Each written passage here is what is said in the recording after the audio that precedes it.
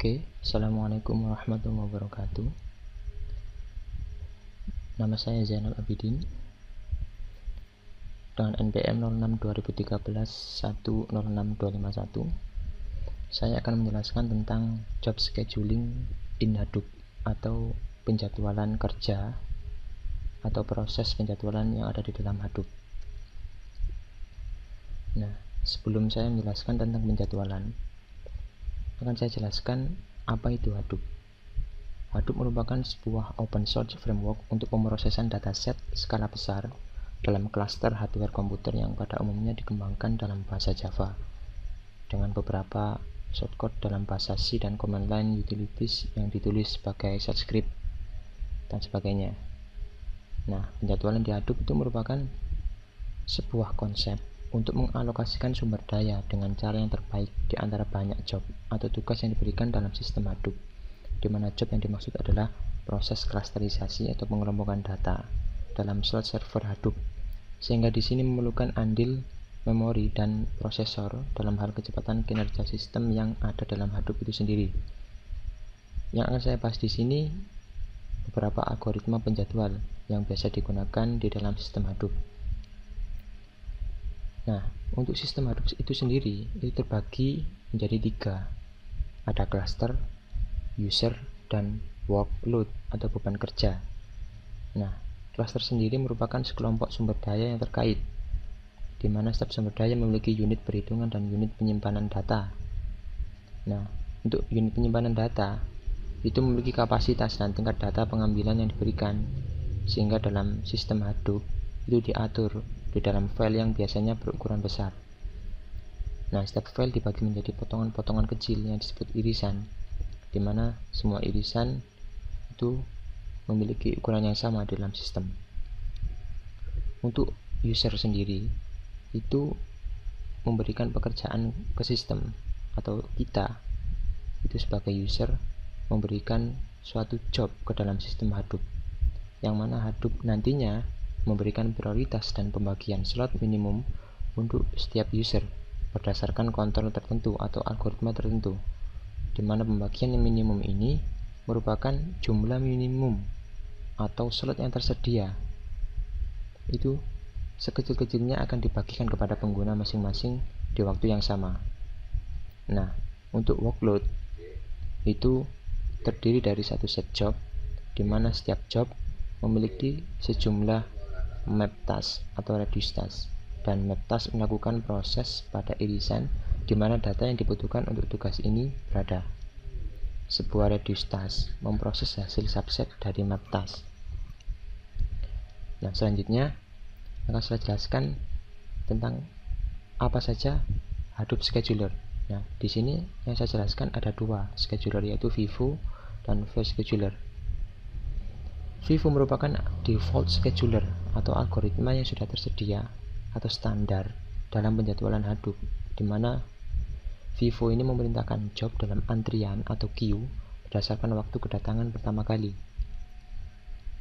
Nah, menurut pengalaman atau berbagai fakta dalam sistem Hadoop itu Vivo dapat menyebabkan penurunan kinerja apabila sistem yang berbagi data tersebut mengalami crash dalam beberapa pengguna yang heterogen atau banyak jenis, sehingga untuk mengatasinya menggunakan Fair scheduler.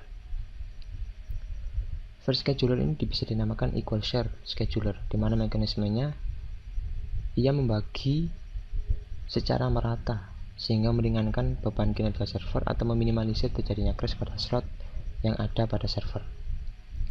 Seperti itu. Nah, selanjutnya akan saya jelaskan tentang implementasi penjadwalan di Hadoop secara studi kasus, di mana default scheduler itu Vivo atau first in first out yang selama ini kita kenal mengutamakan proses yang pertama kali datang, sehingga proses tersebut akan diset menjadi high priority di dalam sistem Hadoop. Misalkan studi kasus pertama ada 2 pengguna, yaitu Bob dan Charlie, di mana Bob submit job yang membutuhkan 20.000 slot sedangkan Charlie belum mensubmit atau tidak ada di kantor, dan total cluster yang ada di sistem hanya ada 200 slot. Ini berarti bahwa kapasitas yang dapat dijalankan secara simultan oleh sistem server Hadoop hanya 200. Jadi nanti jalannya sistem itu 200, 200 dan seterusnya sampai job dari Bob itu komplit menjadi 20.000. Nah, ini dinamakan FIFO. Nah, ini dimaksudkan yang mana semua task dari Bob akan dijadwal sebelum task dari Charlie dimulai. Nah, jadi ketika belum ada yang mensubmit, dalam artian hanya Bob yang pertama kali submit, jadi Charlie nanti akan menjadi orang yang kedua. Jadi Bob lah yang pertama kali akan dieksekusi, seperti itu. Nah, jika ada permasalahan terjadi crash, maka ini akan dijalankan semua atau tidak sama sekali. Atau kemungkinan yang permasalahan yang kedua adalah jika Charlie hanya membutuhkan 4 slot untuk menyelesaikan pekerjaannya, tetapi ia masih menjadi orang yang kedua untuk mensubmit, apakah nantinya dibutuhkan waktu 20.004 slot untuk Charlie. Nah, untuk analisa kita dapat atur konfigurasi prioritas. Namun bagaimana jika setiap orang akan men-set high priority untuk setiap job yang akan disubmit ke dalam sistem? Nah, ini nantinya kemungkinan sistem Hadoop akan memilih high priority pada Charlie dikarenakan Charlie hanya membutuhkan 4 slot. Hal ini dapat diatasi dengan versi scheduler. Nah, itu tadi kan masih analisa. Nah, bagaimana jawabannya atau caranya atau sistem yang berjalan di dalam FIFO scheduler itu sendiri? Ini lebih jelasnya tadi dapat kita perjelas atau kita ulangi bahwa di dalam FIFO Bob membutuhkan 20.000 slot dan misalkan Charlie membutuhkan 4 slot, dimana job telah mensubmit sebelum Charlie. Nah, menjadi pertanyaan adalah apakah nantinya job milik Bob akan selalu didahulukan sebelum Charlie. Nah, di dalam siklus yang pertama, ketika cluster hanya memiliki 200 slot dan berjalan 200 sampai 100 kali siklus, 20.000 slot hanya untuk Bob. Nah, lalu misalkan siklus terakhir yang dieksekusi tinggal 200 slot untuk Bob dan 4 slot tinggal untuk Charlie. Maka ketika 200 slot itu dimulai mengeksekusi satu persatu, sehingga akan ada 4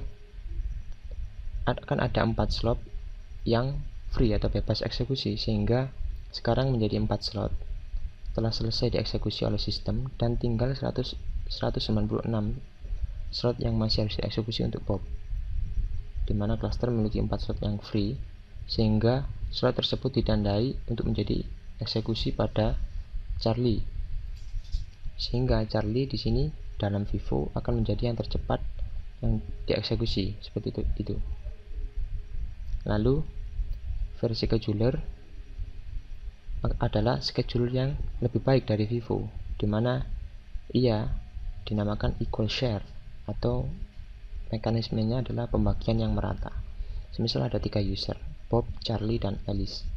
Skenarionya adalah ketika suatu pagi Bob submit job duluan yang membutuhkan 300 slot, dimana total slot yang tersedia itu 60 dan yang dibutuhkan Bob itu 300. Alice dan Charlie kan masih 0. Nah, yang didapat Bob adalah 60 karena memang yang slot yang tersedia 60 dan akan menjadi 60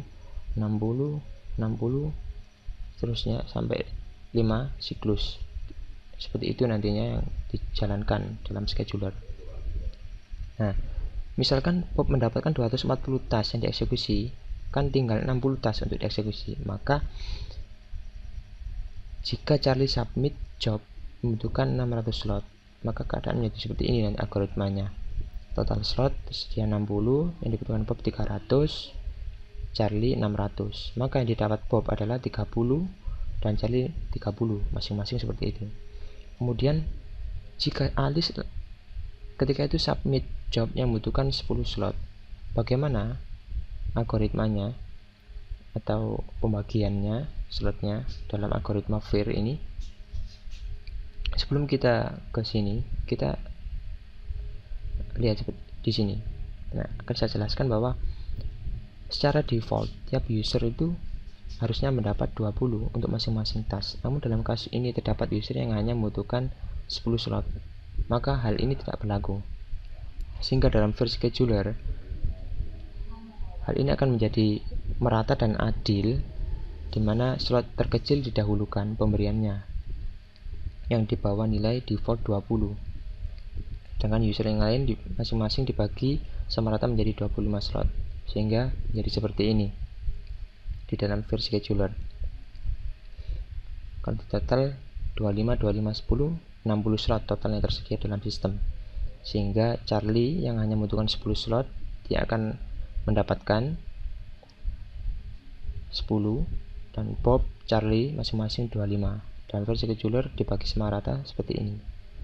Oke, sekian penjelasan dari implementasi penjadwalan di Hadoop secara studi kasus, sehingga jelas dalam sistem jalannya itu seperti ini jika saya simulasikan secara cerita studi kasus.